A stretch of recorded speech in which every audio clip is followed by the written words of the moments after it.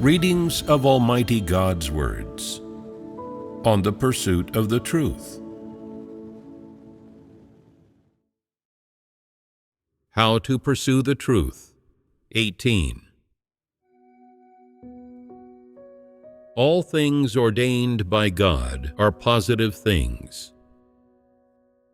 Another aspect regarding the definition of positive things relates to what is ordained by God, and the scope of what is ordained by God is quite large.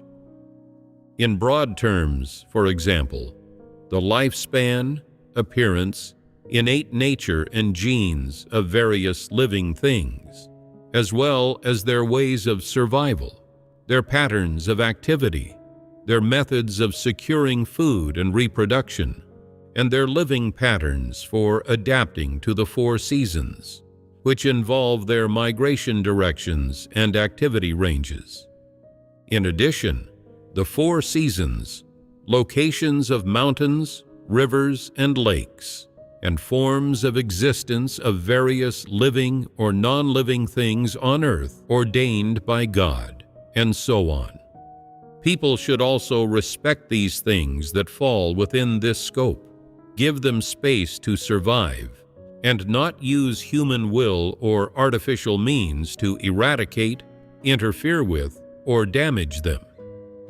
For example, tigers are born to eat herbivores. Zebras, antelopes, elk, and some small animals are all prey for tigers. This is a creature's way of securing food, and the scope in which it does so. This is a rule of its survival. So, what does this rule of survival involve? It involves God's ordination. Since it is ordained by God, no matter how people view it from a notional perspective, whether they see it as wonderful or as bloody and cruel, it is certainly a positive thing. This is absolutely certain, and you cannot deny it. Even if you feel in your heart that a tiger hunting animals is very bloody and cruel, and you can't even bear to see such a tragic scene unfold, you should respect the way of survival in the animal world. You should not hinder or restrict it, much less artificially interfere with or damage this ecological environment. Instead, you should let things take their natural course and protect the survival environment of the animal world. You should not strip various animals of their right to survive. Carnivores hunting and devouring herbivores or other animals is a rule of their survival, and this rule of survival was created by God and ordained by God. Mankind should not interfere with or damage it, but should let things take their natural course. What does it mean, then, to let things take their natural course? It means that when you see a tiger or any other carnivore hunting an antelope or other prey, if you have enough courage, you can watch from a distance and not interfere. If you are timid and cannot watch this scene of bloody, deadly combat, then don't watch. But you should not condemn the hunting behavior of these carnivores because you can't bear to see the bloody scene. Much less should you complain that it was a mistake for God to create these carnivores. This is an act lacking in reason. It is normal that you do not understand this, but you should not strip carnivores of their right to survive. Some people ask, then should we artificially protect them? By not doing anything to interfere or cause damage, you have already fulfilled the responsibility of a human. There's no need to artificially protect them, because animals are also creatures made by God. And given that they were created by God, God has already endowed them with the ability to survive. They do not need you to interfere or help. Besides, can you help them? Can you replicate the ferocity with which they hunt their prey? People don't have what it takes. At most, people can only use weapons to kill a few prey, which is far from meeting the needs of animals. Moreover, some animals do not eat dead prey. They only eat live, fresh meat. You should not interfere with or damage the survival rights of carnivores, nor should you protect herbivores from harm. It is enough that you do not harm or hunt them. The survival of all kinds of animals has its laws, and they will reproduce and live on according to the rules ordained by God and the laws established by God. They have their own laws of survival and their own abilities to survive, and in many ways, their survival abilities are even superior to those of humans. Although they cannot make or use weapons and tools, their ability to survive independently is still superior to that of humans in some regards. If humans were to live in the wild, it would be difficult for them to survive. Some would even die of thirst, starvation, or cold, or be eaten by wild beasts. It is clear that the ability of humans to survive independently in the wild is inferior to that of animals. And why is this? This is also related to God's ordination. Regarding what is ordained by God, the principle people should abide by is not to artificially interfere with or damage it. Take the treatment of animals, for example. People do not need to protect them out of kindness. As long as you don't disturb them, damage their living environment, or undermine their rules and laws of survival, you have fulfilled the responsibility of a human. If an animal is injured or encounters some difficulty and seeks help from humans, should people help them? This help is not considered artificial interference, but rather is a responsibility people should fulfill. Why is this a responsibility people should fulfill? Because this is something humans are capable of doing. In this situation, people should show love and do their best to help, because both humans and animals are creatures. It's just that in God's eyes, mankind is the object of His salvation, a higher-level creature, distinct from others. Since all live together in this material world, in this space, helping each other in times of need does not violate any principles. This is a character that humans should possess at the very least, and it is something they should be able to achieve. If there really is some injured animal that comes to you for help, it only does so because it holds you in high regard and trusts you. The fact that it can seek your help proves it is not foolish. It is capable of thinking, and it knows that although humans are different from them, humans have ways to help it survive. Since other living things hold humans in such high regard, should humans not play the role of the master of all things well and fulfill the obligations they ought to? This is the principle of practice. To play the role of the master of all things well, it's not enough to just have this wish. It requires practical action. When other living things face difficulties or have needs, you must extend a helping hand to assist them. If they are destined to die or to face some great calamity, and you cannot help, then there is nothing to be done, and you should just let things take their natural course. You just need to do your best. If you see them encounter difficulties or danger, that is when you should fulfill your responsibility and obligation. If you don't see it, there's no need to take pains to search it out. That is not your responsibility. They have their own destiny, and you need not proactively make an effort in this regard. Conversely, if they are faced with difficulty and seek your help, it is your bounden duty to extend a helping hand.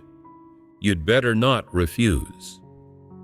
For example, should you encounter a wild goose on the road blocking your path and trying to stop you from leaving, if you have a loving heart, you should realize that the goose is in trouble and has come to you for help. What should you do at this time? Follow the goose to see what's wrong and help if we can. That's right. Follow the goose, see where it leads you, and what difficulty or danger it has encountered that requires human assistance. You should do all you can to help it. You can't just leave it in the lurch. This is the sense of responsibility that humans should have. To cherish the various living things created by God, to cherish all things that God has created. This is the character of loving, positive things that people should possess. Some people ask, is this accumulating merit and doing good? No. The saying, accumulating merit and doing good, is not valid. There's no need to spout such high-sounding words. To put it bluntly, the whole idea of accumulating merit and doing good is nonsense. This is fulfilling the obligations of a human. It is the most basic sense of responsibility people should possess. Once you have helped the goose, your responsibility is fulfilled. You don't need it to thank you, nor do you need it to repay your kindness. What you did was something humans are obliged to do. To fulfill this obligation and have this sense of responsibility is to follow God's words. All things created and ordained by God are positive things, and we should cherish them. God's charge is to cherish all things He has created. This is part of the common sense of humanity that humans, as the masters of all things, should possess at the very least. Specifically, it is the sense of responsibility that they should possess at the very least. Do not interfere with other living things. Do not undermine their rules of survival, and do not strip them of their right to survive. Additionally, there's no need to artificially help them live a certain way or guide and regulate them to survive a certain way. Instead, respect their laws of survival and their rules of survival. When they need help, if you see it, you should not evade them or turn a blind eye, just watching on as they are harmed and die, but should extend a helping hand to fulfill the responsibility and obligation humans ought to fulfill. By helping them out, you save them. This won't tire you out, nor will it require you to pay a great price or expend a lot of energy, much less to lay down your life to protect them. It's no skin off your back. It's something that you are supposed to do as a human. If you were asked to protect them with all your might, that would not be easy to achieve, but you should be able to let things take their natural course, not interfering with them, not damaging their living environment or undermining their rules of survival, and not stripping them of their right to survive. If you cannot even do this, then you are non-human. You are not the reincarnation of a human, and you have no humanity. What does having no humanity mean?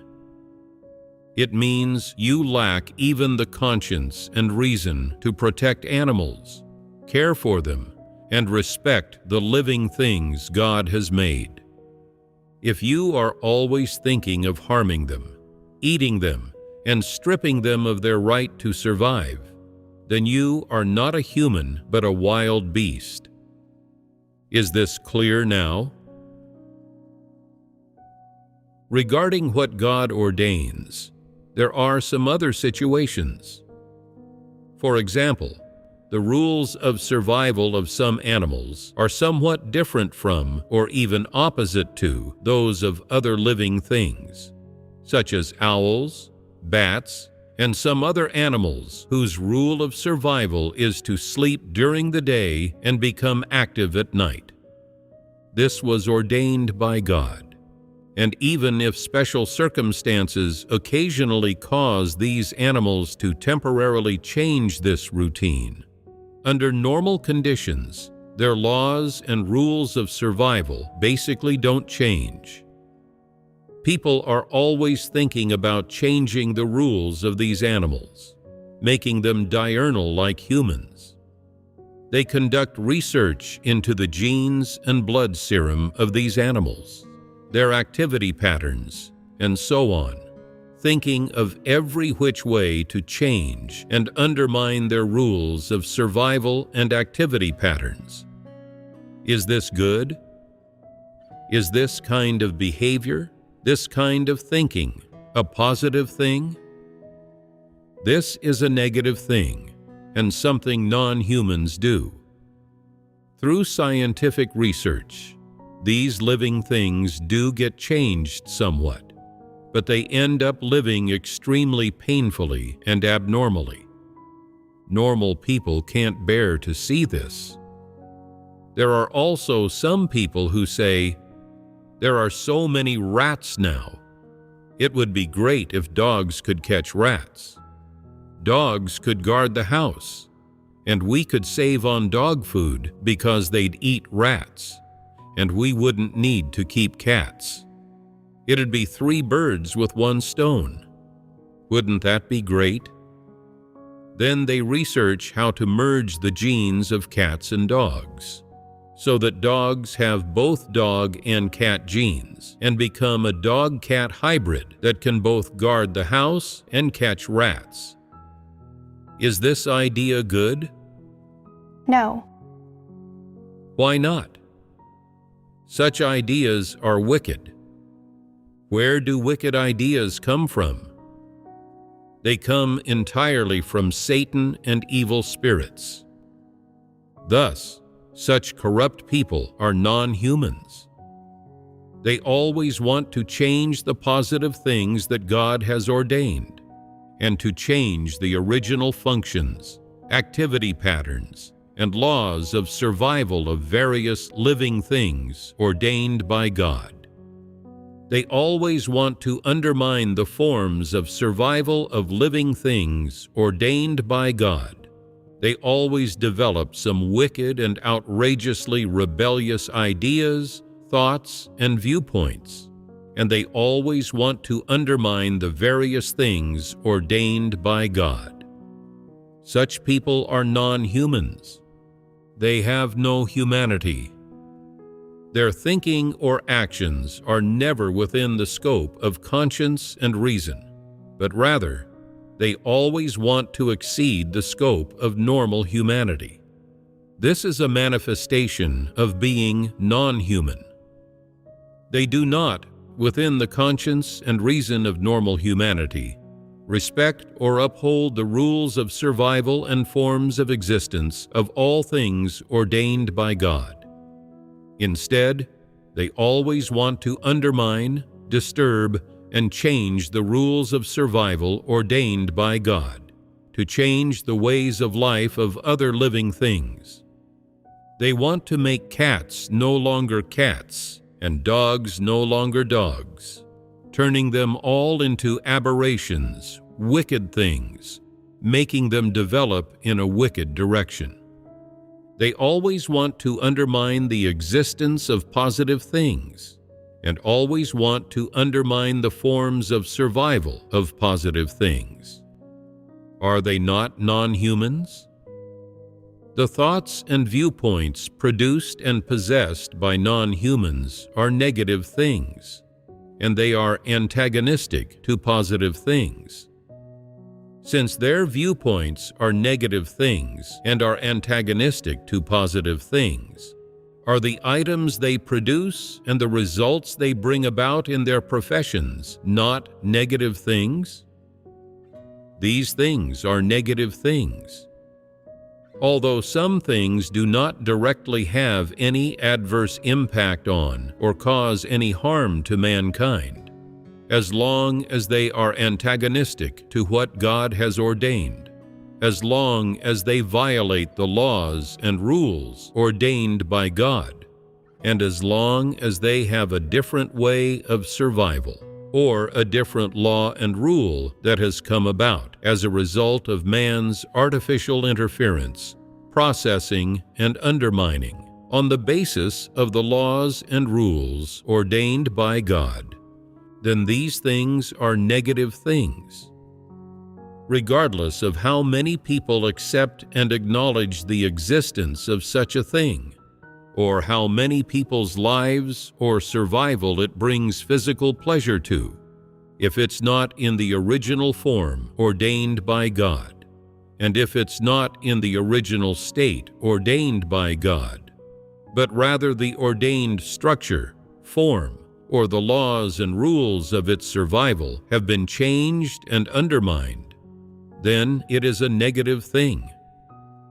This is because it has been processed, damaged, and changed by Satan, and has been infused with concepts, thoughts, and viewpoints from Satan, and even some of Satan's poisons or Satan's schemes.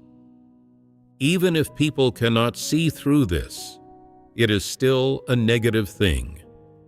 In short, so long as it's something that goes against the original thing ordained by God, something whose original form, structure, or the laws and rules of survival as ordained by God, whether a living or non-living thing, have been undermined and changed, and which has at the same time had various additional things from Satan infused into or added into it, then it is a negative thing, and it has already been denatured.